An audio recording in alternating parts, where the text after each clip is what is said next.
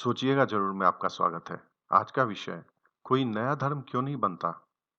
मैं जैसा सोचता हूँ, जरूरी नहीं कि आप भी वैसा सोचें, पर मैं चाहता हूँ कि आप भी सोचें, आप भी विचार करें। क्या आपने कभी सोचा है, सैकड़ों सालों से कोई नया धर्म क्यों नहीं बना? और यदि बनाने की कोशिश भी हुई, तो वो क्षणिक अथवा असफल क्यों हो गए? ये बात गौर करने की है कि धर्मों का जन्म प्रायः उस कालखंड में ही हुआ, जिसे प्राचीन काल कहा जाता है। देवता या फिर ईश्वर के प्रतिनिधि उसी वक्त आए जब विज्ञान इतना उन्नत नहीं था। लोग बुद्धि से अधिक अंधभक्ति या अंधश्रद्धा में अधिक लिप्त थे।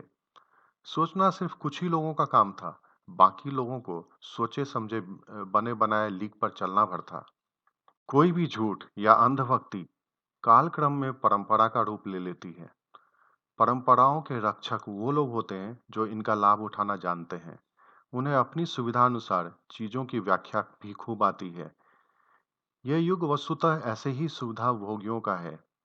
आज कोई राम की तरह पिता के कहने पर वन क्यों नहीं जाता? और यदि जाता भी है, तो वो ईश्वर क्यों नहीं बन जाता? आज कोई ईसा मसीह की तरह सलीब पर क्यों नहीं लटकता? और मरने के बाद वापस क्यों नहीं आता? आज कोई आकाशवाणी क्यों नहीं होती? आज कोई पैगंबर ईश्वर का दूत बनकर क्यों नहीं प्रकट होता? और यदि प्रकट होता भी है, तो अपने जीवन काल तक ही क्यों आस्था का केंद्र बना रहता है? उपर्युक्त सभी बातों का एक ही जवाब है, और वो है विज्ञान की तरक्की। आज के इस आधुनिक युग में ऐसा नहीं है कि पैगंबर अवतरित नहीं हो रहे। सच तो ये है कि पहले की तुलना में ज्यादा हो रहे, किंतु उनके कृत्यों और कुकृत्यों को उजागर करने के बहुत सारे साधन उपलब्ध हैं। आज लोग वीर सावरकर के उस बात को मानते हैं जिसमें उन्होंने कहा, मैं सिर्फ इसलिए आत्महत्या नहीं करूंगा कि अगली जिंदगी सुखद होगी।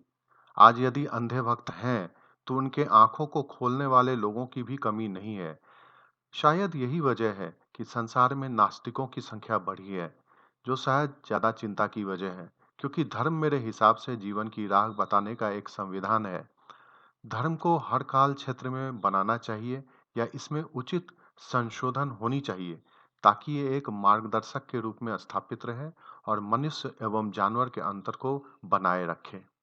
धर्म को सदैव बहते जल की भांति होनी चाहिए, ताकि उसकी शुद्धता बनी रहे, स्थिर जल की तरह नहीं, जो कि ना तो पीने और ना ही स्नान करने के योग्य है। आज यदि संसार संपूर्णता के बावजूद एक कठिन दौर से गुजर रहा है, तो उसकी एकमात्र वजह धर्म में आई स्थिरता है। परंपरा या फिर कोई भी नियम मनुष्यता के हित के लिए है। मनुष्य को जो परंपरा जानवर बनाए, वैसे किसी भी परंपरा का विरोध ही जीवन है। संविधान वही अच्छा है जो मनुष्य को मनुष्य बनाए रखे। वैसे ही धर्म भी वही अच्छा है जो इंसान को बेहतर इंसान बनाए।